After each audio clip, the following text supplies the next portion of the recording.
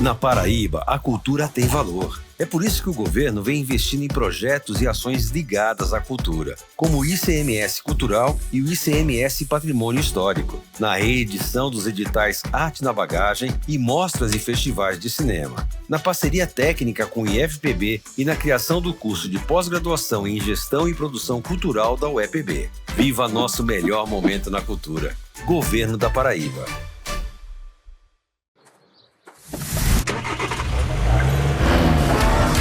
Chegou a nova Chevrolet S10. Com nova suspensão muito mais macia.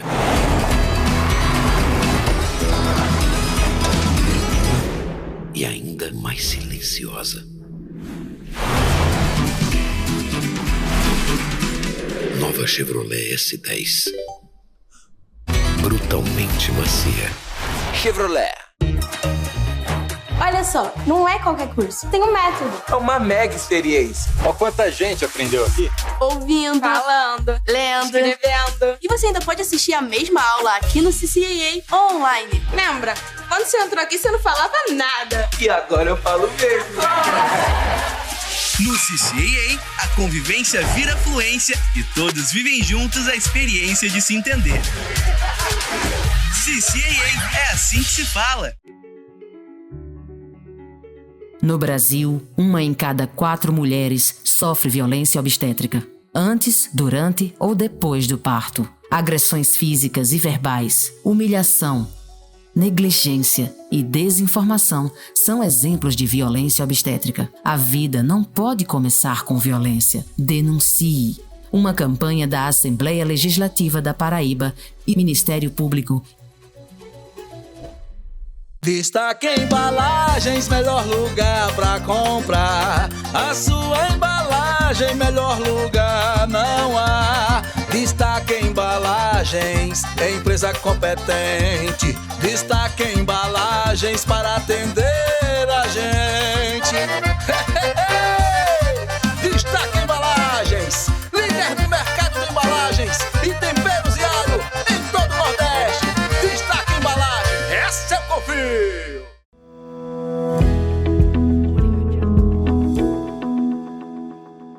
Olá pessoal, estamos aqui com mais um programa Fique Bem e eu quero contar com a audiência de todos vocês para que vocês possam compartilhar esse programa extremamente importante que traz vários conhecimentos acerca da nossa saúde física e também da nossa saúde mental.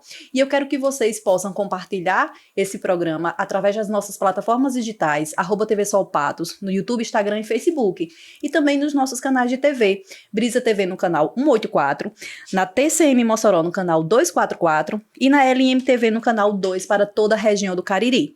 Eu espero que vocês possam gostar desse tema extremamente importante que nós vamos falar hoje, que é como a fisioterapia funciona ou atua no processo da reabilitação de crianças na ecoterapia. E para falar sobre isso, vamos trazer Natália Soares, que é fisioterapeuta e tem uma vasta experiência nesse processo de reabilitação, principalmente com crianças com TEA, e ela hoje atua como voluntária na Ecopatos, e nós hoje vamos trazer de uma forma mais qualificada, de uma forma mais esmiuçada, a questão de como a fisioterapia tem esse processo de evolução na vida das crianças com TEA na ecoterapia. Seja bem-vinda, Natália. Obrigada, Deise. Obrigada mais uma vez pelo convite. Estou mais uma vez no Fique Bem. Obrigada novamente. Seja bem-vinda e nós queremos saber um pouco sobre quem é Natália Soares. Fala pra gente de onde você é, o que é que você faz. Bom, me chamo Natália Soares, como Deise falou. Sou nordestina, paraibana com orgulho, pesquisadora, fisioterapeuta, voluntária, na área da pesquisa. Atualmente eu estou com doutorado, fazendo doutorado, na área de ecoterapia, transtorno do espectro autista, de uma forma mais abrangente, envolvendo todo o Brasil. A gente está buscando identificar tanto o perfil clínico quanto o levantamento desses profissionais que atuam com a ecoterapia no Brasil. Além de ser voluntária em um dos centros, que está se tornando referência aqui na Paraíba, que é a Ecopatos. A gente sempre fala com muito carinho desse projeto, porque não atende só o município de Patos, mas a cidade circunvizinha. Sou a tia Natália por lá e a doutora Natália para alguns, porque a gente vai trabalhando de forma clínica, mas de uma forma mais simplificada para que todos os pais, todos os praticantes possam compreender o que está sendo feito. Que maravilha, Natália. E explica pra gente um pouco qual é a relação entre a fisioterapia e o processo de ecoterapia. Bom, os dois, né, buscam a reabilitação das pessoas, seja ela funcional, emocional, social ou cognitiva, e as duas estão alinhadas inteiramente, né? A ecoterapia em si, ela tem uma equipe de atuação multiprofissional. E essa equipe multiprofissional envolve profissionais de saúde, né, tanto humana quanto animal, como também educação e equitação. A fisioterapia ela exerce um papel fundamental na ecoterapia, por meio dela que muitas pessoas são elegíveis para a terapia ou não, e através de um processo de triagem, de avaliação, é que a gente busca ver se a terapia de fato vai trazer benefícios, resultados e é adequada para o praticante, né, para o indivíduo. E através dessas avaliações, às vezes a gente encontra alguma contraindicação para o método e é o profissional de fisioterapia que vai atuar de forma mais ativa, né, nessa parte de triagem, de elegibilidade do praticante. Além de orientar também a equipe em relação ao que fazer durante as sessões para esse praticante. Que maravilha, né? E explica pra gente assim um pouco como é esse processo de ecoterapia. Bom, a ecoterapia ela é um método terapêutico, né, que envolve toda essa equipe multiprofissional, como eu falei anteriormente, que vai buscar a reabilitação e o desenvolvimento neuropsicomotor, sensorial e social de pessoas com necessidades especiais ou deficientes. E esse processo se dá através da utilização do cavalo, né? O cavalo é a nossa principal ferramenta cinesterapêutica. É por meio dele que a gente consegue adquirir resultados, benefícios, além que é uma terapia que é diferente de outras terapias que envolvem uma clínica, uma sala fechada. Então, a gente tem um espaço aberto, contato com animais, contato com vários profissionais que vão atuar em conjunto. E para quem é indicado, de fato, a ecoterapia, Natália? Como é que a gente pode trazer para esse processo terapêutico uma criança, um adolescente? Quais são os primeiros passos? A gente sempre solicita, como profissional, que os pais ou responsáveis tragam o encaminhamento, a solicitação dos profissionais que já atuam com a criança ou com o adolescente, né? Então, pode ser desde médicos, neurologistas, neuropsiquiatras, também pode ser fisioterapeutas, fono, então profissionais de saúde que atendam essas crianças, que acompanhem ela, façam o laudo e o encaminhamento com a solicitação para a terapia. Após isso, o responsável vai entrar em contato com o centro de ecoterapia vai agendar a avaliação e por meio dessa avaliação, que é realizada com a equipe, com todos os profissionais que integram a equipe do centro, é que vai ver se ele está elegível ou não para a prática da terapia. A partir de quantos anos a criança ela pode hoje começar esse processo de ecoterapia? Bom, a idade mínima para a ecoterapia é de 2 anos, a gente tem só uma ressalva para crianças com síndrome de Down. Né, em decorrência da instabilidade átalo-axial, a idade mínima para pessoas com síndrome de Down é de 3 anos. As demais, a partir de 2 anos completo, já podem dar entrada no processo de solicitação da terapia. É comum você encontrar pessoas com síndrome de Down na ecoterapia ou hoje a gente tem uma demanda maior de crianças com TEA?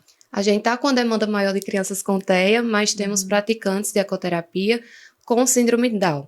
Né, já é uma diferença que a gente já tem que se acostumar com o termo que na ecoterapia não é paciente, é praticante, porque eles vão atuar em conjunto com a equipe, com o animal, conosco de forma mais ativa. Então, eles vão ser praticantes.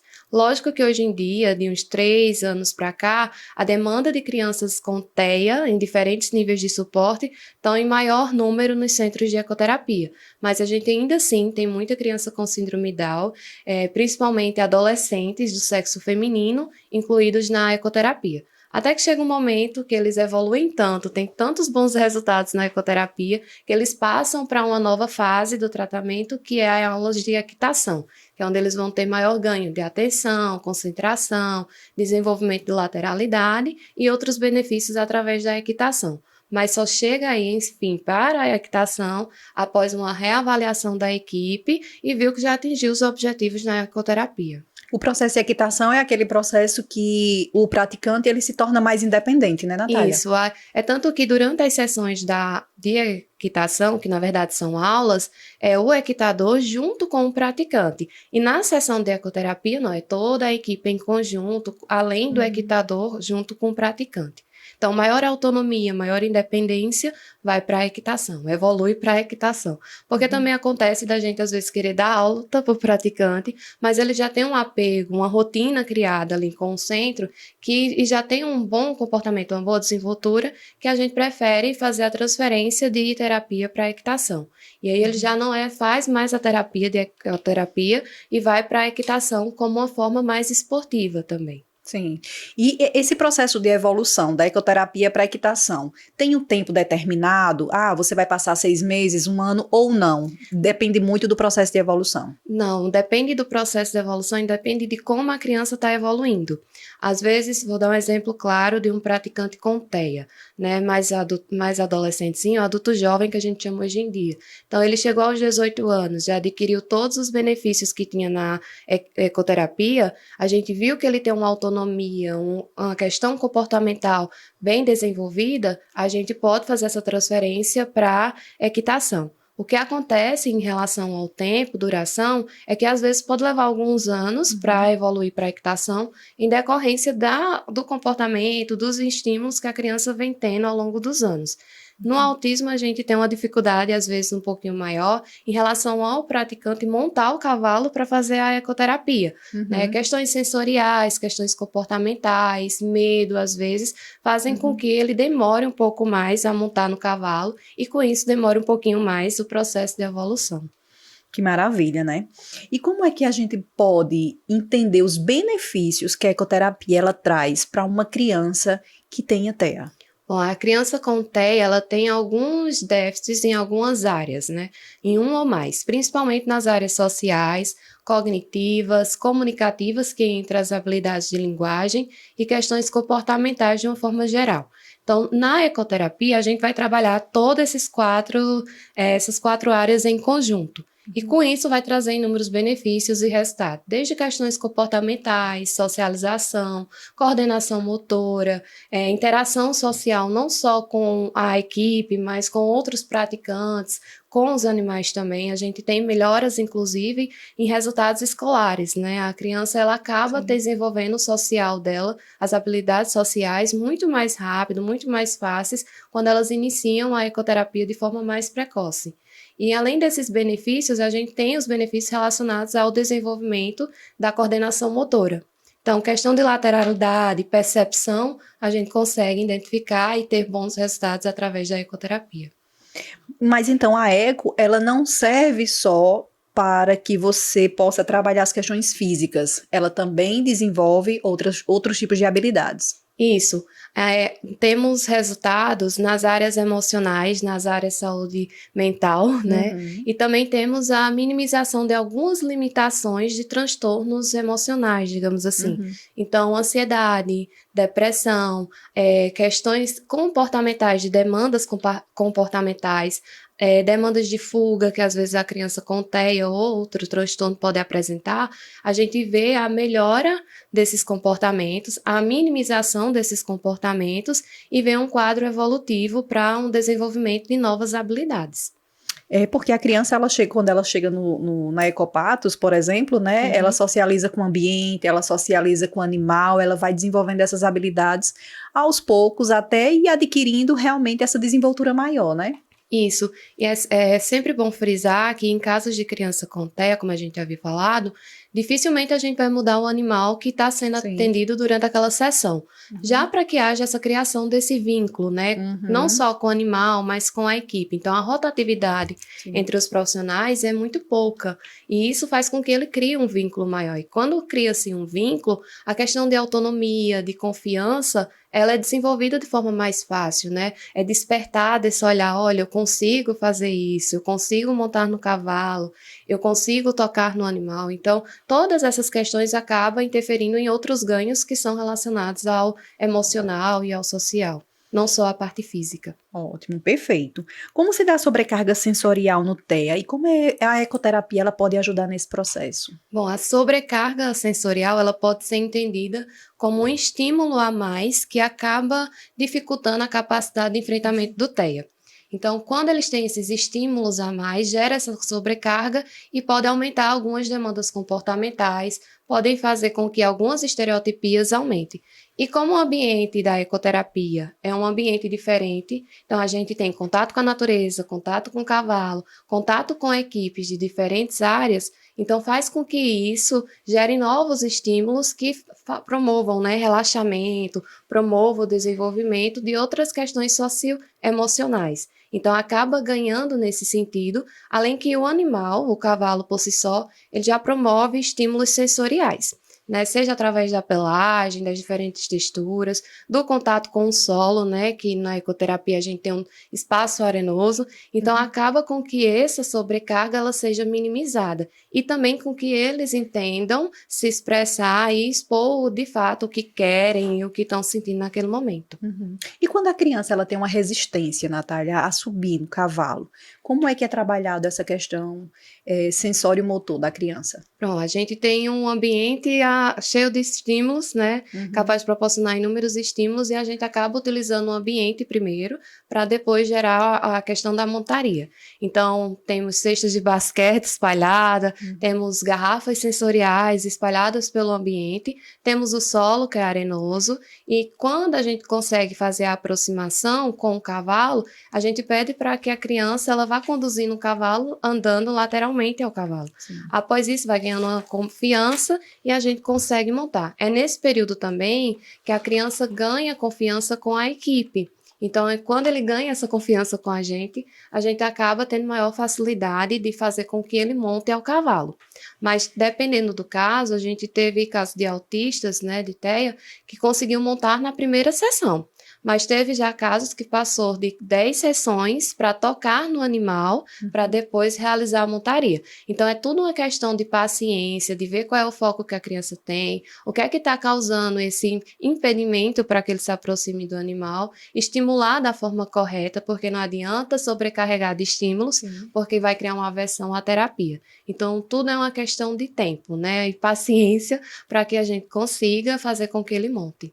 E como é que se dá essa conscientização da família também, né? Que é muito importante esse processo da contribuição da família para que a criança ela possa se sentir acolhida naquele espaço, porque às vezes o fato de ir às terapias e a criança muitas vezes não consegue, por exemplo, de primeira subir no cavalo, a família pode querer desistir. Como é que vocês fazem essa conscientização de, tenha calma, espere, é no tempo da criança? Isso, a gente tinha antes um entrave muito grande que era da família de aceitar o diagnóstico, né? Você como psicóloga sabe muito bem disso. Só que ultimamente o que a gente tem visto é que os pais ao receberem um diagnóstico saem buscando inúmeras terapias, às vezes preenche todos os horários da criança de terapia, né?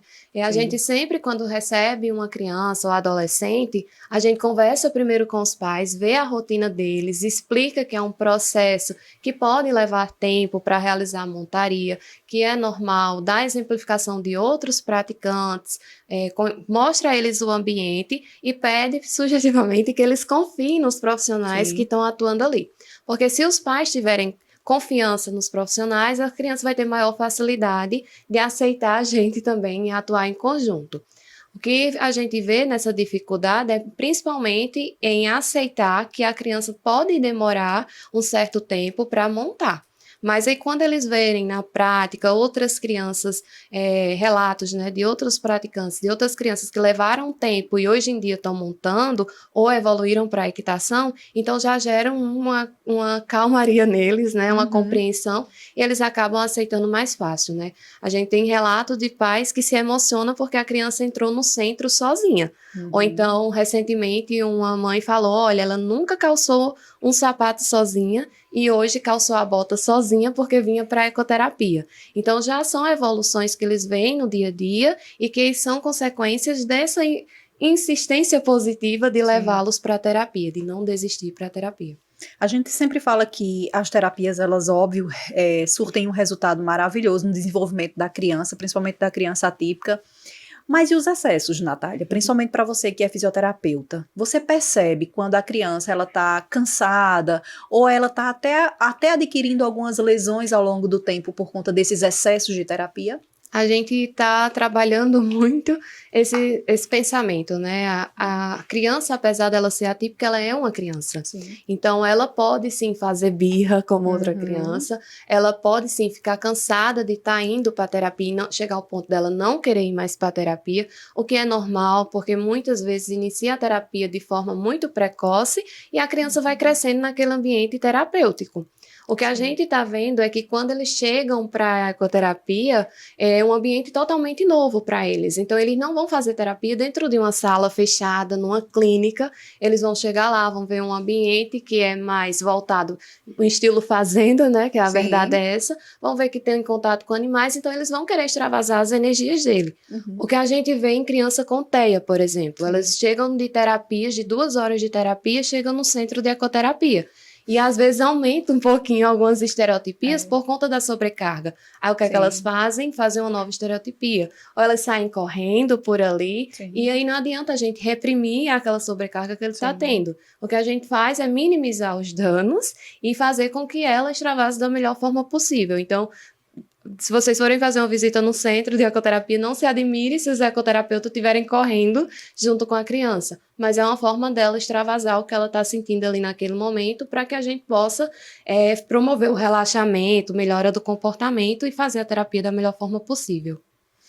Natália, quando você percebe que uma criança chega à ecoterapia e ela tem muitas questões ainda de mobilidade em si, né? Como é que você orienta? Por onde é que você começa o processo de reabilitação? Pronto, como fisioterapeuta, a gente tem um olhar clínico desde a chegada do praticante. Então, se a criança chega no braço dos pais, se chega na cadeira de rodas, se chega de andador, se ela chega sonolenta, então a gente já vai observando tudo isso na entrada, né, da clínica ou do centro de ecoterapia. No centro de ecoterapia, questões de mobilidade a gente avalia logo no início, porque dependendo do tipo de mobilidade que ela tenha, pode sim se tornar alguma contraindicação, né? Às vezes é uma deformidade, ou às vezes é da próprio tônus muscular. Então, essa questão de mobilidade a gente avalia no início e vê se não tem algo correlacionado. Se for só uma mobilidade aumentada ou reduzida, aí passa por um novo processo de avaliação para a gente conseguir identificar. É igual a criança que usa órtese, né? A gente, assim que ela chega, a gente já pergunta, mamãe, ela usa órtese? Aí as mães falam, olha, ela usa, mas hoje a gente não trouxe com órtese. Então a gente já orienta para que na próxima sessão venha com órtese. E naquele período que ela não foi, naquele dia, na sessão a gente já trabalha ela sem órtese, mas vê qual a necessidade. Se é de aumentar o número de horas com órtese, se é de fazer ajustes de órtese, indicar a nova órtese. Então é toda uma questão de avaliação. Até porque nesse processo de órtese é muito comum, muitas vezes os pais usarem só de forma espaçada, né? E isso prejudica a evolução da criança. Isso, além de prejudicar, pode causar novas deformidades, aumentar as que já tem. Pode fazer com que a criança tenha dificuldade no futuro de realizar uma marcha, de sentar da forma correta. Então, toda essa utilização da órtese e orientações é passado por profissionais. No caso mais específico, a gente, como fisioterapeuta, tem que ter sempre um olhar mais atento ainda por questões de uso de órtese, de teras, de coletes, então a gente sempre fica em alertazinha, questões de hora, se está fazendo o uso correto, se a criança está retirando durante o processo, porque pode ser que esteja machucando, ou a criança cresceu e a órtese está pequena, então tudo isso é levado em consideração. Natália, quando uma criança chega sem mobilidade, assim, sem estar andando, e quando os pais te questionam, será que meu filho vai andar, né? Qual é o seu olhar, assim, de uma forma mais geral, para entregar essa perspectiva aos pais se a criança anda ou não? A gente tem que ter sempre a esperança de evoluções positivas, né? Lembra que cada caso é um caso, né? Cada paciente, ele reage de uma forma diferente. Às vezes tem o mesmo diagnóstico, mas os sinais clínicos variam. O que a gente pede é que cada pai, ele vá olhando a evolução que está acontecendo naquele momento e que está sendo objetivada, né? Muitos chegam com uma ânsia muito grande da criança andar. né, Sim. por exemplo. Então, vamos primeiro ganhar outros passos, né? Vamos ganhar o controle de tronco, controle de cervical. Sim. E aí, quando a gente começa a mostrar que esses ganhos podem trazer resultados no futuro, eles então compreendem e passam a celebrar esses ganhos, sabe? Então, controle de cervical e de tronco para criança com paralisia cerebral é perfeito ver a evolução deles. Sim. E perfeito quando os pais entendem que tem que passar por todos esses processos para ir ganhando no futuro novos resultados. Então, tem pais que vai celebrar, olha, hoje ele conseguiu ficar sentado sozinho, então já é a vitória daquele dia. Não é almejar algo que pode ser no futuro, e nem, né, fazer um processo de negação, afirmar que nunca vai andar. Eu sempre falo que a gente tem que comemorar as pequenas, grandes conquistas, né? Então, controlou hoje a cervical, conseguiu manter 5 segundos, então a gente já celebra aqueles 5 segundos. Na próxima aumenta para 10 e assim por diante. E como é que você lida com esse processo ansioso dos pais? Você fica tranquilo ou muitas vezes gera aquela angústia? Não, hoje não gera mais angústia, né? Hoje eu fico mostrando a eles que as pequenas vitórias daquele dia já são fundamentais. Então, eu mesma faço questão de celebrar, né? Na prática, os pacientes, os praticantes, quando chegam e a gente consegue o mínimo de ganho possível, já é uma festa naquela sessão, a gente passa a semana todinha elogiando porque conseguiu aquele ganho. Exatamente. E é possível que as estereotipias da criança com TEA melhore com a ecoterapia? Sejam elas adquiridas ali no momento em que elas chegam no centro ou não? Sim, a gente tem bons resultados, inclusive faz parte da pesquisa do doutorado.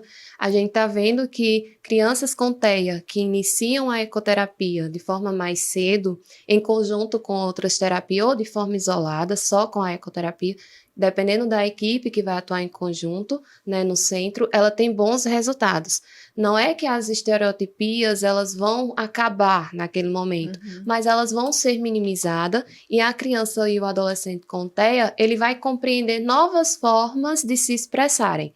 Então, a gente tem minimização dessas estereotipias, algumas, inclusive, de fato, acabam, como, por exemplo, sons repetitivos, porque ela acaba ganhando novas habilidades de linguagem, de comunicação verbal, e essas estereotipias não são mais utilizadas, e outras, de fato, são minimizadas. A gente vê muito pouco, a não ser que haja uma mudança muito brusca da rotina, algum ajuste de medicação, ou uma sobrecarga muito forte, muito grande, é que essas estereotipias ainda continuem.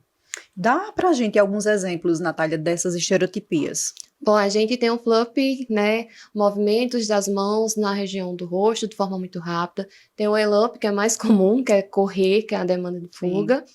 Temos bater palma, né, movimentos involuntários, sons muito repetitivos, às vezes são sons estridentes que eles fazem com a boca.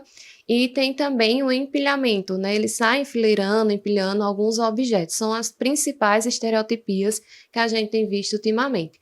Algumas, inclusive, chegam até ser o que as mães buscam diagnóstico, né? O andar em ponta de pé, né? A marcha equina, né? Eles começam a observar essa marcha equina que pode entrar como uma estereotipia quando há uma sobrecarga sensorial. Então, tudo isso é trabalhado em conjunto com a equipe na ecoterapia. E falando desse andar, né, na ponta dos pés, de forma, no senso comum, toda criança que anda na ponta dos pés, ela provavelmente pode ter TEA ou não? A marcha, né, em ponta de pé, a marcha equina, viralizou, na verdade, nas redes sociais como um diagnóstico para a criança com TEA. Mas não é verdade, tá, pessoal? O TEA, o diagnóstico clínico, a marcha em ponta de pé, a marcha equina, ela tem que estar associada a outros sinais para que possa ser diagnosticado como TEA. Ela, por si só, ela não diagnostica uma pessoa com TEA. Até porque andar em ponta de pé pode ser indicativo de outros déficits, outros transtornos neurológicos, encurtamentos, alguma questão de transtorno ou déficit sensorial. Então, tudo isso está em conjunto. O TEA em si, ele tem que estar com outros sinais clínicos além da marcha equina, a marcha em ponta de pé. Chegou a hora do nosso quadro Fala Onco com a doutora Lidiane Guimarães. Ela que é oncologista clínica e diretora do Centro de Oncologia H+Onco. E atenção, homens, o tema de hoje é para vocês. Doutora Lidiane vai esclarecer algumas questões sobre o câncer de pênis. Isso mesmo, lembre-se que informação é a melhor aliada na luta contra a doença.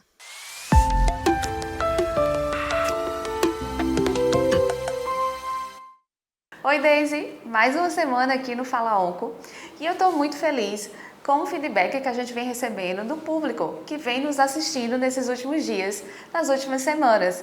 É muito empolgante, eu estou muito feliz com isso e mais entusiasmada para a gente fazer novos quadros. Hoje a gente vai falar sobre câncer de pênis. Nossa, doutora, por que a senhora vem falar do câncer de pênis se só acontece em 3% dos casos em todos os homens no país? Mas por que a gente vai falar? Porque no Congresso Americano de Oncologia, que aconteceu em Chicago, no último mês, eu estava lá e eu estava na apresentação de Dr. Fernando Maluf. Dr. Fernando Maluf é simplesmente um dos oncologistas mais famosos e mais relevantes do nosso país. E ele foi o responsável por instituir um novo protocolo para o câncer de pênis metastático em todo o mundo. Vocês têm noção do que é isso? Lá haviam 40 mil oncologistas falando sobre os diversos cânceres, falando sobre novos tratamentos. E nós temos um brasileiro que fez uma apresentação oral sobre um câncer que acomete brasileiros. Então, é extremamente importante. Doutora, e esse tratamento, o que seria? Bom, o tratamento instituído por Dr. Fernando Maluf foi a associação de quimioterapia com uma outra medicação chamada pembrolizumab. É uma medicação que nós já fazemos aqui no H+Onco. Essa medicação é a imunoterapia e ele associou junto com a quimioterapia para os pacientes com câncer de pênis no estágio metastático. Mas você sabe que a gente não precisa chegar a esse ponto, chegar num ponto que a doença está mais avançada. Com prevenção e tendo um cuidado, você pode evitar isso, homem, né? Eu tenho que falar com os homens, afinal a gente está falando de câncer de pênis. Então, quando é que a gente tem cuidado? A gente tem que ter higienização, sempre ter um cuidado com a nossa higiene e também com o risco do HPV. Um dos casos também de risco do câncer de pênis é o HPV. Então, a ideia de usar a camisinha, se proteger na relação sexual é muito importante. A gente sempre fala também, a gente vai ter outros quadros falando sobre a vacina contra o HPV, falando sobre o vírus HPV e sobre os outros cânceres que são causados por esse vírus.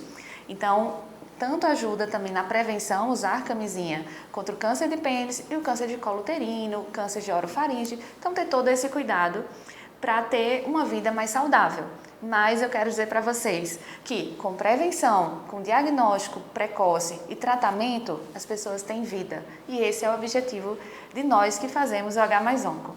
É isso, Daisy. Espero que vocês tenham gostado sobre esse assunto e que a gente vai trazer muitos outros assuntos aqui no Fala Onco, no nosso quadro no Fique Bem. Vejo vocês na próxima semana. Tchau, Daisy!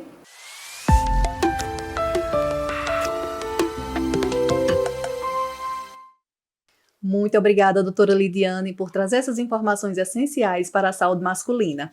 E aqui em Patos, a gente conta com o Centro de Oncologia H+Onco, que fica na Alça Sudeste. E lá tem uma equipe médica e multidisciplinar fantástica, que pode te ajudar a prevenir e a tratar qualquer tipo de câncer. E semana que vem temos mais Fala Onco. E o sentar em W, Natália? É comum a gente ver muita criança também sentando em W. Quais são os malefícios que esse sentar em W pode trazer para a criança? Eu acho que todo mundo já ouviu, né? A seguinte frase: fulano sentou assim a vida toda e nunca teve nada. Isso, exatamente. Né? Acontece que ao longo do desenvolvimento a gente chega numa fase que tem uma mobilidade um pouquinho maior e faz com que se sente daquela forma em W ou em perninhas cruzadas, porque é mais confortável.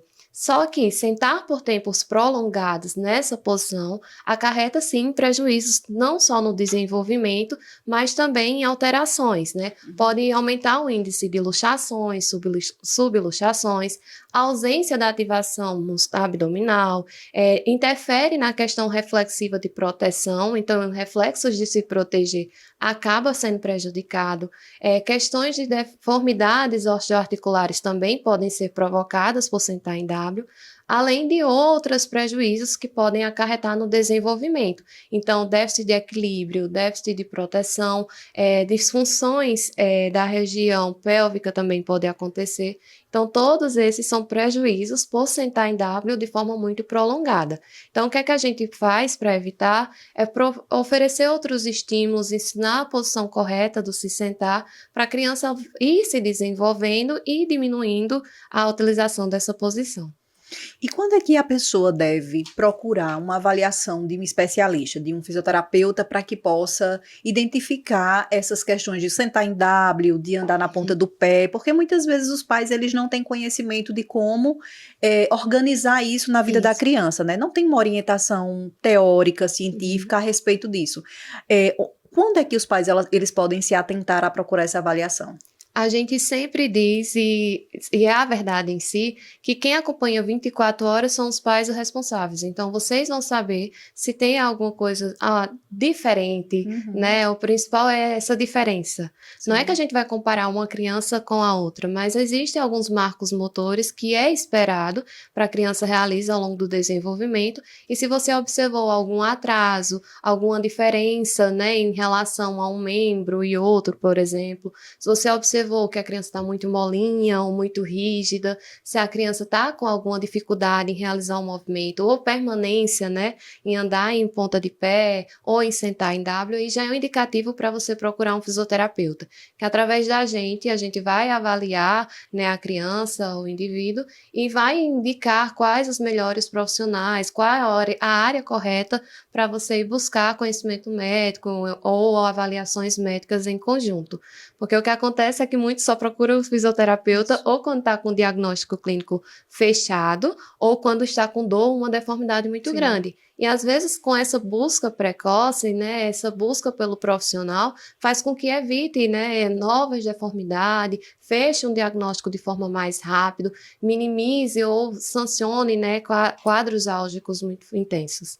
É por isso que é importante sempre procurar um especialista, né, para que esses danos eles possam ser amenizados e a criança ela possa ser bem orientada em torno de tudo aquilo que ela pode fazer, porque muitas vezes no nosso senso comum os pais eles querem que as crianças fiquem quietinhas. Então, por exemplo, a criança que está sentada em W lá brincando, ela pode passar várias horas na mesma posição. E, assim, muitas vezes na ingenuidade ou a inocência dos pais, está tudo tranquilo. O sentar em W não gera problema. É isso que a gente observa, né? A correria do dia a dia, questões de trabalho, e acha que a criança paradinha ali não está dando trabalho, mas está prejudicando o desenvolvimento no futuro. Naquele momento, talvez você não enxergue essa possibilidade, mas a criança vai se desenvolvendo, vai crescendo e vai aparecendo esses prejuízos acarretados de sentar em W ou da marcha em ponta de pé, por exemplo. Exatamente. Natália, como a criança pode se desenvolver de forma funcional desde o nascimento?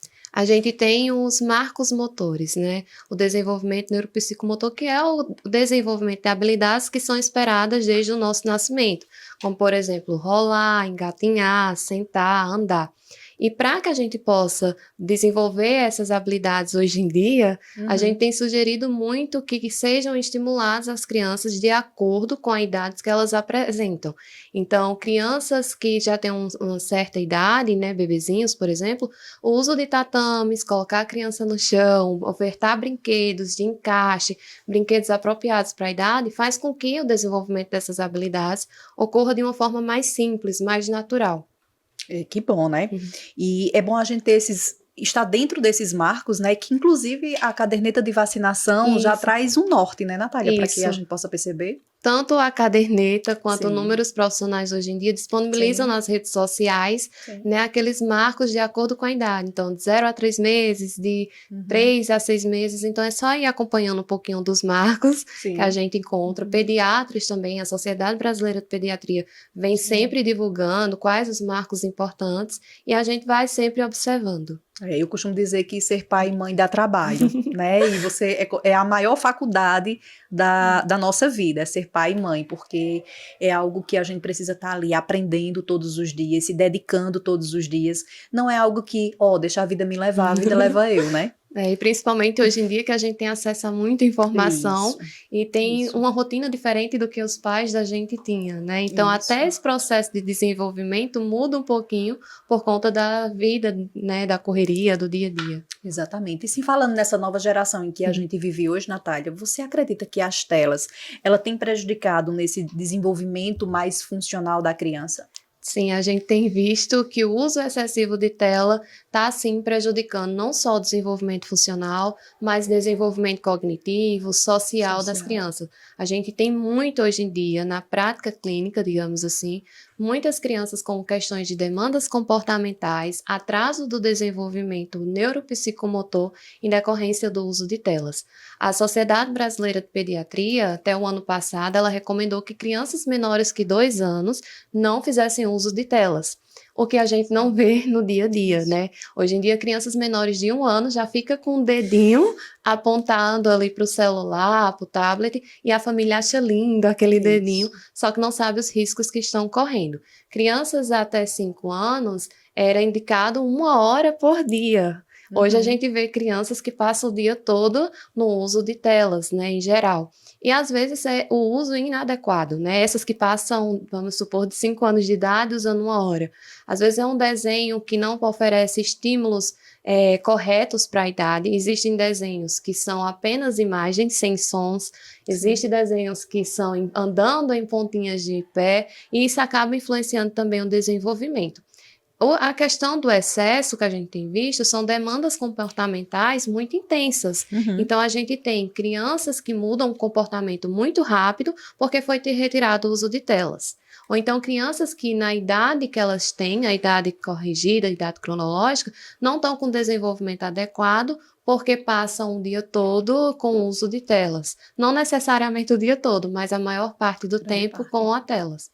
E a gente percebe, inclusive, que tem atrapalhado muito na questão, por exemplo, do equilíbrio. As crianças, elas não sabem mais sobre lateralidade, elas não sabem mais sobre, por exemplo, pular corda, elas não têm mais esse equilíbrio que as crianças de antigamente tinham. Essa percepção, né, tanto corporal, que acaba sendo interferida, quanto questões de equilíbrio, lateralidade, já é desse processo, é uma consequência desse desenvolvimento, seja pelo uso de telas ou até mesmo pelos estímulos que recebeu na infância. Então, antigamente, na minha época, a gente pode dizer assim, na minha época, a gente brincava, né? A gente usava os brinquedos, brincava na rua. Hoje em dia, as crianças brincam através de computadores, né? Salas de jogos online e ali as brincadeiras dela. E aquelas brincadeiras que tinha antigamente acabava estimulando mais ainda o desenvolvimento de habilidades. Coisas que ficar sentado em frente a um computador não vai promover esse desenvolvimento. Pelo contrário, vai trazer déficits cognitivos, questões de alterações visuais também, né? A gente vê até oftalmologista falando muito, né, de crianças usando óculos, né, desde pequeno. Então, são questões que vai prejudicando o desenvolvimento ao longo da vida. E como é que a psicomotricidade trabalha essas dificuldades na criança? Bom, cada criança, ela vai na psicomotricidade, na fisioterapia pediátrica ou neurofuncional, cada criança vai ter uns objetivos traçados pelo profissional de acordo com a avaliação. E aí, a partir daí, dos objetivos traçados, da gente identificação desses déficits, é que vai trabalhar da melhor forma possível. Claro que tudo correspondente à idade para fazer com que haja o mínimo possível de limitações futuras. Exatamente. E quando a gente vai, muitas vezes, em busca dessa avaliação, muitas vezes os pais também eles já chegam com o diagnóstico pronto, né? Então, já chegam dizendo o que é que a criança tem. Como é que você desfaz esse diagnóstico já pronto, até por conta também dos excessos de informações que a gente já tem, e aí todo mundo vai para o Dr. Google e já chega no especialista com um diagnóstico. Como é que você consegue desfazer tudo isso? Tem casos, inclusive, desde que o pai já chega pra gente dizendo que o filho tem uma síndrome e já sabe todos os sintomas da síndrome e diz que encaixa tudo. Diagnóstico, pessoal, só é feito com a equipe de profissionais, né, principalmente da área de saúde, né? É importante frisar isso. Às vezes, na escola, o professor detecta alguns sinais e pede para os familiares entrar em contato com os profissionais de saúde para fechar o diagnóstico. Por que fechar o diagnóstico? Porque um diagnóstico, seja de um TEA, de um TDAH ou de qualquer outro transtorno ou disfunção, leva-se um certo tempo. É preciso realizar exames, realizar testes, é preciso ver, observar, né, como é o dia a dia, quais são os estímulos que a criança teve ou não.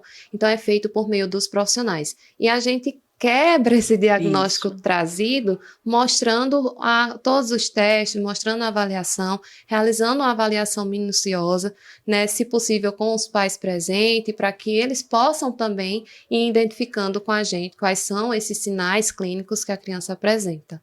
Exatamente. E também como é que se dá a neuroplasticidade da criança com TEA na ecoterapia?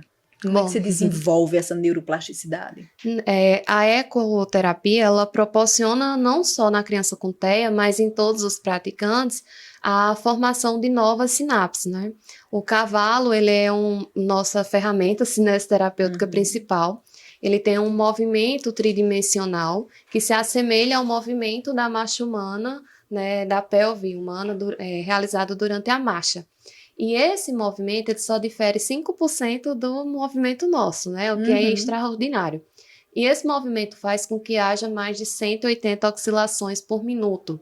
Essas oscilações, junto com os estímulos do cavalo, promove a formação de novas sinapses, novos estímulos que vão desde a medula até a região do sistema nervoso central, do cérebro, enfim. Então, essa formação de novas sinapses favorece uma neuroplasticidade, além dos estímulos que o cavalo, a terapia, os exercícios, o ambiente proporciona. Então, tanto a criança ou o indivíduo com TEA, quanto qualquer outro diagnóstico que pratique a ecoterapia, ele vai ter a formação, o desenvolvimento, aprimoramento dessa neuroplasticidade em decorrência desses estímulos. Maravilhoso, né? A neuroplasticidade é algo mágico, né? Que se os pais entendessem também, eles dariam mais estímulos cognitivos, sensoriais, motores em casa também para as crianças, né, Natália? Isso, até porque o processo de neuroplasticidade em crianças, a gente tem um pico maior desse desenvolvimento, né, dessa geração de neuroplasticidade no processo da infância, durante a infância, né, especialmente nos primeiros anos de vida. Não é que a gente vai crescendo e não vai tendo esses picos, só que o processo de maior índice ocorre na primeira infância. É tanto que é mais fácil a criança aprender uma palavra nova, né, aprender um novo idioma, aprender um movimento novo, quando ela ainda é criança, naquela primeira fase da infância, em decorrência justamente dessa neuroplasticidade. E como é que os pais podem estimular essas crianças desde o nascimento para que elas possam ter essa funcionalidade melhor, essa neuroplasticidade bem mais aguçada? A gente está com um processo de ensinar os pais a brincar, né? Então, esse processo de brincar é oferecer estímulos corretos para a idade da criança, tá? Então, a gente retira a tela e oferece estímulos através de brinquedos montessoriais, brinquedos sensoriais, brinquedos de encaixe, né? Colocar a criança no chão, a criança para fazer algum tipo de esporte, atividade, seja ela natação, equitação, o que for, tem que botar ela para praticar, né? As nossas habilidades são aprendidas de acordo com a prática e as experiências que a gente tem. Então, às vezes chega pais e diz assim, não, brinquedo de encaixe é muito caro. A gente brinca, não, você tem material em casa para fazer brinquedo. Então, garrafa sensorial, por exemplo, garrafinha PET, coloca milho, coloca outros materiais coloridos e vai ofertando à criança, já é um estímulo que você proporciona, né? Criança com seletividade alimentar, nutricionista tem mais poder de fala, mas a gente utiliza muito as garrafinhas sensoriais com alguns temperinhos dentro, pede para abrir, sentir, cheirar. Então, são formas de você estimular as habilidades da criança com materiais que você tem em casa. Então, é sempre ofertar estímulos correspondentes à idade, mas estímulos corretos. Não adianta ser uma sala de brinquedo, porque aí você vai sobrecarregar a criança. Então, até questões comportamentais, você vai trabalhando ao longo dessas brincadeiras também. E só essa interação dos pais com a criança já começa a surtir um efeito maravilhoso, né? Isso, tanto no processo de aceitar as brincadeiras, né? Aceitar as novas terapias, porque os pais estão ali presentes, como criação de vínculos, de memória. Então, quem aqui não tem uma memória de um pai, um avô, um tio, brincando em conjunto, né? Ensinando algo novo. E a gente vê que é mais fácil, o resultado é alcançado de forma mais rápida, quando a gente tem um familiar ali lhe apoiando, comemorando com você uma conquista. Natália, quando você percebe que a criança que você está ali tratando, tentando evoluir, fazendo suas intervenções, ela está muito dentro das possibilidades da dependência tecnológica, o que é que você faz? A gente oferta, né? Eu particularmente gosto de ofertar novas formas de fazer com que ele tenha interesse. Então, por exemplo, é um adolescente, gosta de série, então traz um pouquinho daquele personagem para uma atividade que não envolva a tela. E assim a gente vai conseguindo desligar um pouquinho desse mundo tecnológico. Então, se é uma criança que tem hiperfoco em futebol, por exemplo, então você traz o jogo ali com a camiseta do time que ele gosta, monta um campeonatozinho. Então, é aquela questão de tirar, não retirar completamente, vai retirando aos poucos, mas de acordo com o que ele gosta. Até para ele não criar uma aversão a você também, né? Porque imagina você retirar algo que ele gosta de forma repentina, né? Então é ganhar confiança e trabalhando em outras áreas. Entendo. E quando você pega uma criança com autismo, nível de suporte 3, esse processo de fazer essa reabilitação, seja na ecoterapia ou no próprio consultório mesmo, é difícil? Muito, muito. Tem casos já de mães esconderem um celular, por exemplo, dentro de bolsa de outros acompanhantes para a criança não ter acesso, porque elas acabam mudando o comportamento rapidamente, né? Então, essa demanda comportamental que tem pela retirada da tela, do celular ou de outro material, faz com que o comportamento deles mude bruscamente, e às vezes chega a ficar agressivo, né? Sim. Se eles não conseguem se autoagredir e depois agredir os próximos. Então, a gente tem que ter toda uma questão de paciência, de autocontrole também, para que a gente possa ensinar eles o tempo de espera, que aquele momento não é para utilizar, que é momento de outra atividade, pegar o foco para outra área e poder trabalhando da melhor forma possível. E conscientizar a família. Porque a gente está naquelas 2 horinhas, por exemplo, de terapia com a criança, mas as outras horas ela está em casa. Sim. Né? E no correria ali, talvez dê naquele momento e para retirar novamente de trabalho. Então, é toda uma questão de trabalhar durante o processo na clínica, na prática clínica, mas orientar também os familiares que convivem com a criança ou com o adolescente. E é possível quando essa criança ela chega para fazer esse processo de reabilitação, que ela hoje está no nível de suporte 3 no autismo, ela possa diminuir esse nível de suporte para 2 ou para 1? A gente tem visto casos na prática clínica que sim. Né? Crianças que têm estímulos corretos, adequados, que está inserido em terapias adequadas, né? Elas conseguem ter uma evolução muito boa e às vezes deixa o nível de suporte 3 e passa para o nível de suporte 2. Né? A gente tem uma classificação totalmente diferente que são níveis de suporte. Sim. E esses níveis de suporte vão variando de acordo com a criança, de acordo se ela não tem nenhuma comorbidade em conjunto com o TEA, quais as terapias que estão sendo realizadas, se as terapias iniciaram de forma precoce, porque influencia muito, né? Até a questão dele aceitar realizar a terapia. Sim. Quando já é um pouquinho mais adolescente, mais adulto, muda, né? A criança tem maior facilidade de aceitar a terapia e aí faz com que esses níveis de suporte possam ter essa variação. A gente tem visto muito crianças com níveis de suporte 3 evoluindo positivamente para o nível de suporte 2. Né? Às vezes chega para a gente o encaminhamento ou para fisioterapia ou para ecoterapia e lá no laudo está inespecificado ainda o nível de suporte porque está nesse processo de transição, ainda não conseguiram identificar. É justamente por esse desenvolvimento. E como a gente tem muita criança sendo diagnosticada muito cedo com TEA, no caso do TEA específico, a gente vê que esses níveis de suporte podem variar de acordo com o desenvolvimento. É por isso que é tão importante o diagnóstico, né, para que a partir do diagnóstico esse tratamento ele possa ser um tratamento totalmente colaborativo, né, multiprofissional de fato. Quanto mais cedo a criança começa a se tratar, melhor ela vai ter essa desenvoltura na sua vida. Isso, e principalmente se as terapias forem com multiprofissionais. Sim. A gente sabe que o TEA não é só a parte motora, a parte cognitiva ou a parte comunicativa. Tem outros fatores que são trabalhados em conjunto com uma equipe multiprofissional, né? Já houve casos de pais retirarem das outras terapias e optarem por uma. Particularmente, como profissional, não aconselho, porque está em processo de desenvolvimento e precisa, sim, desenvolver outras áreas. Não é porque houve ganho em uma área que a gente vai retirar todas as outras terapias. né? A UTEI envolve muito mais do que só uma área, são déficits de uma ou mais áreas de habilidades adaptativas, então a equipe vai trabalhar em conjunto para desenvolver da melhor forma possível.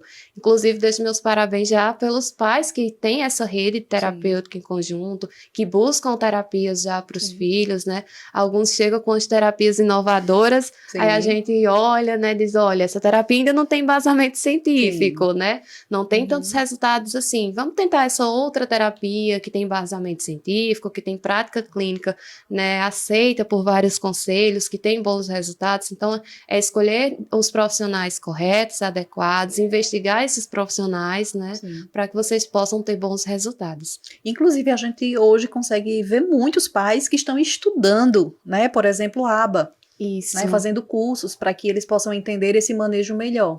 Tem pais que perguntam, Natália, você não vai dar nenhum curso, uma capacitação para a gente? Eu penso no futuro, né?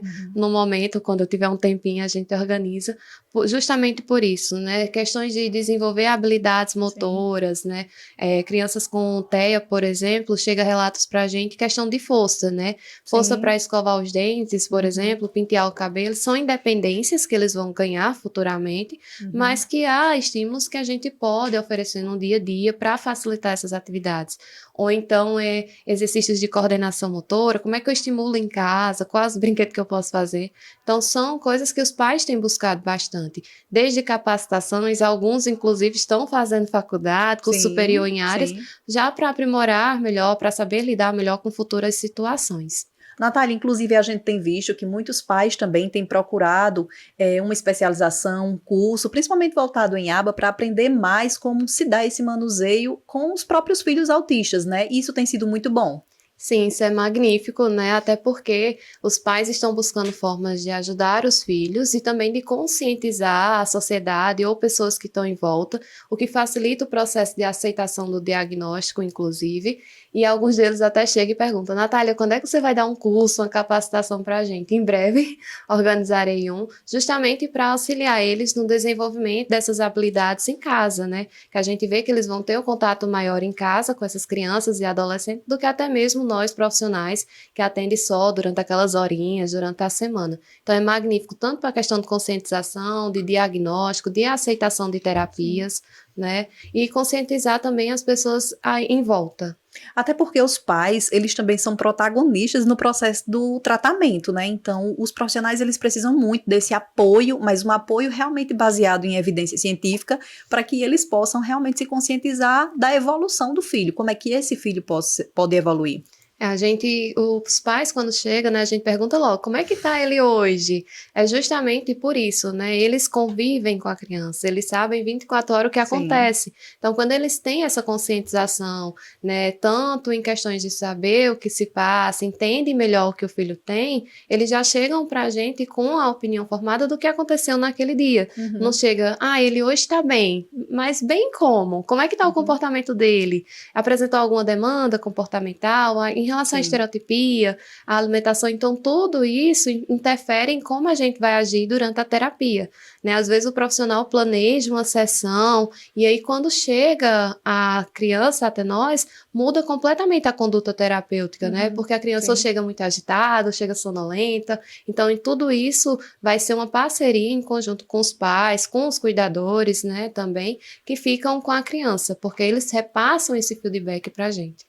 Isso é essencial, né, para que o profissional ele possa também se orientar acerca de como é que ele vai fazer os processos de intervenção ali, né? Isso, né, se continua com aquela terapia, já que está dando resultado, ou se tem que mudar, fazer um novo planejamento, uma nova avaliação para buscar outros objetivos, ou atingir outros objetivos, na verdade. E eu costumo sempre falar, assim, que muitas vezes os pais pensam que os processos de terapia, eles são aleatórios. Eu digo, olha, eles nunca são aleatórios, né, existe um planejamento para tudo, existe um processo de intervenção para tudo. Então é importante a gente explicar sobre esse plano de ação, que a gente costuma falar que cada criança tem o seu plano de ação. E esse plano de ação, né, essa conduta terapêutica, ela vai variar de acordo com a criança. Então, às vezes a gente faz um plano, um relatório de conduta mais complexo e chega no dia a criança não vai realizar. Então a gente muda novamente, explica para os pais por que é que houve essa mudança, né? Às vezes os pais acham que naquela sessão a criança só brincou. Sim. Mas aquela brincadeira por trás é uma brincadeira terapêutica, é um exercício terapêutico que foi adaptado para que ele pudesse realizar. Então, é compreender o que está sendo feito, né? Nós, como profissionais, temos a obrigação, né? Eu falo obrigação porque é a verdade, de passar para os pais o que é que está sendo realizado. Então, explicar o que foi feito naquele dia, se houve evolução, se não houve, qual foi a resposta que ele teve àquela terapia naquele dia. Até para os pais sentirem, de fato, que a terapia está tendo efeito, entenderem como vão intervir em casa. Então, é um conjunto, né? Todo mundo atua em conjunto. É que também é muito importante, né? Essas orientações. Olha, pais, façam assim, façam daquele jeito, né? Porque essa questão da neuroplasticidade, como a gente falou anteriormente, ela se desenvolve a partir disso. Isso. E é interessante até falar sobre orientar os pais, né? Nós profissionais, seja fisioterapeuta, psicólogos, fono, a gente tem que orientar os pais, porque a gente trabalha naquele horário com a criança, né? A gente reabilita, trata, estimula naquele horário, mas em casa eles também devem estimular da forma correta, né? Nem ir pelo achismo, o que viu na internet, nem achar que qualquer coisinha que possa fazer vai gerar resultado. Então, nós profissionais temos que orientar, desde a postura de pegar a criança no colo, até a forma que vai sentá-la, conduzir uma brincadeira com ela. E muitas vezes, quando a gente fala também nos excessos, né? Muitos pais, muitas vezes também, eles vêm com excessos de informação. E, por exemplo, excessos sobre informações de novos tratamentos. E quando chega para o profissional e diz, olha, o filho daquela pessoa que eu conheço está se dando bem com esse determinado tratamento, eu quero que meu filho também faça. Como é essa conduta de você alinhar aquilo que de fato a criança precisa? Através da avaliação, né? No primeiro momento, como profissionais, a gente vai avaliar, né? Vai realizar a consulta em conjunto, que é com a criança e com os pais. Observa os laudos que tenha de outros profissionais, os relatórios terapêuticos também. Realizou a avaliação, aí você, como profissional, no caso fisioterapeuta, vai ver quais as novas terapias que podem ser utilizadas para ele naquele momento. Às vezes, uma terapia que está sendo utilizada por um colega não vai ter efeito para o seu filho, por exemplo, mas é por conta do caso clínico dele. Às vezes é uma contraindicação que a criança apresenta e não pode ser realizada, e naquele momento, então é toda uma questão de manejo. Às vezes é uma terapia que não tem embasamento científico, que está em desuso, mas que infelizmente virou modinha, né, nas redes sociais, e os pais acabam querendo colocar, intervir, fazer inclusive a retirada de uma terapia que tem efeito positivo para colocar aquela nova terapia. Então, é um consenso entre os profissionais que atendem, orientar aqueles pais para determinar quais terapias são as mais adequadas. É perfeito, tem que se atentar para isso, né? Porque o desenvolvimento da criança depende de uma boa orientação dos profissionais. Isso, e se tá na dúvida, né? Eu sempre aconselho, tá na dúvida se tá fazendo correto, se tá na terapia correta, pergunta ao profissional, né? Ele é quem vai melhor lhe explicar, melhor orientar, vai saber para quem lhe direcionar, né? Da melhor forma possível. Qualquer dúvida que seja. Às vezes os pais não perguntam porque acham que é uma dúvida simples. Não vou perguntar ao profissional não. Já imaginou o mico, né? Chega assim às vezes no consultório. Já imaginou o mico de perguntar isso? Não, gente, não tem mico nenhum, principalmente em questões de desenvolvimento. Porque quanto mais cedo a gente inicia, mais cedo a gente tem resultados, menores são as limitações futuras. Exatamente. E também existe a comunicação entre os profissionais, que também é importante. Então, quando se vai tirar a criança de uma terapia, é importante que os profissionais conversem e digam, você acha que é indicado para o profissional, né, Natália? Isso. A gente tem, ultimamente, eu estou elogiando até os pais, ultimamente, que estão fazendo grupos, né, no WhatsApp, por exemplo, com todos os profissionais que atendem aquela criança. Às vezes o profissional demora um pouquinho para responder, mas ainda assim responde, mas é bom porque todos vão saber o que está sendo realizado em conjunto.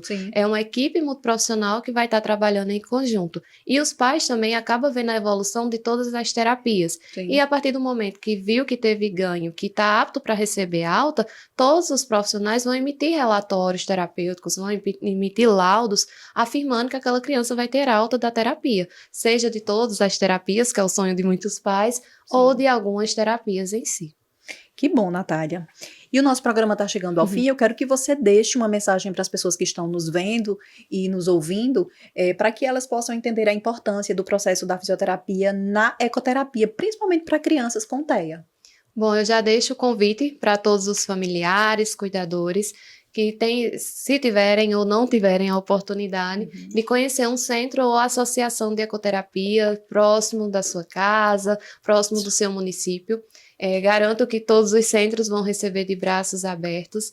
É uma terapia fundamental, né, que tem ótimos resultados, tanto para a criança ou adolescente, quanto para a família também, porque cria-se um vínculo, uma rede de apoio muito grande entre os familiares do praticante, e é uma terapia acessível, né, que eu costumo dizer, porque tem muitas ONGs que funcionam, tem muitas instituições que os valores são mais baixos e que proporcionam inúmeros benefícios. Então, conheçam a ecoterapia, né, conheçam também a fisioterapia, os fisioterapeutas especializados, busquem conhecer os profissionais para que vocês possam evoluir cada vez mais, porque a evolução é conjunta. A criança desenvolve uma habilidade, mas quem evolui são todos. E todo mundo ganha, e ganha no processo de evolução, principalmente a criança, né, que precisa ter uma qualidade de vida.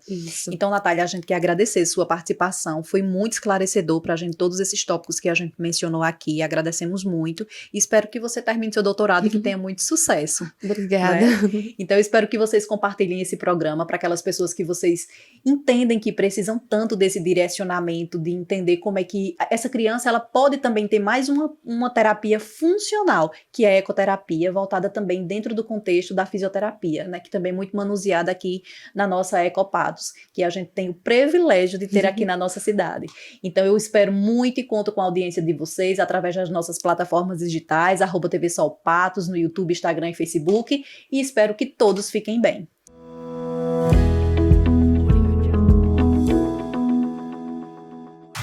A Paraíba investe na cultura. O governo realizou reformas no Espaço Cultural, no Teatro Santa Rosa e na Fundação José Américo, além de entregar os museus do artesanato da cidade de João Pessoa e da PM. Construiu o Centro de Referência da Renda Renascença em Monteiro. Entregou a Biblioteca Augusto dos Anjos, a Escola de Artes Poeta Juca Pontes e concluiu o Teatro Santa Catarina em Cabedelo. Viva nosso melhor momento na cultura. Governo da Paraíba. Chegou a nova Chevrolet S10. Com nova suspensão muito mais macia.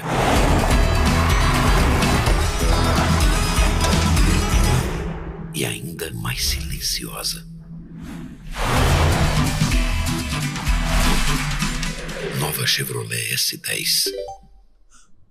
Brutalmente macia. Chevrolet. Olha só, não é qualquer curso, tem um método. É uma mega experiência. Ó, quanta gente aprendeu aqui. Ouvindo, falando, lendo, escrevendo. E você ainda pode assistir a mesma aula aqui no CCAA online. Lembra? Quando você entrou aqui, você não falava nada. E agora eu falo mesmo. No CCAA, a convivência vira fluência e todos vivem juntos a experiência de se entender. CCAA, é assim que se fala. No Brasil, 1 em cada 4 mulheres sofre violência obstétrica, antes, durante ou depois do parto. Agressões físicas e verbais, humilhação, negligência e desinformação são exemplos de violência obstétrica. A vida não pode começar com violência. Denuncie. Uma campanha da Assembleia Legislativa da Paraíba e Ministério Público. Destaque Embalagens, melhor lugar pra comprar. A sua embalagem, melhor lugar não há. Destaque Embalagens, empresa competente. Destaque Embalagens para atender a gente.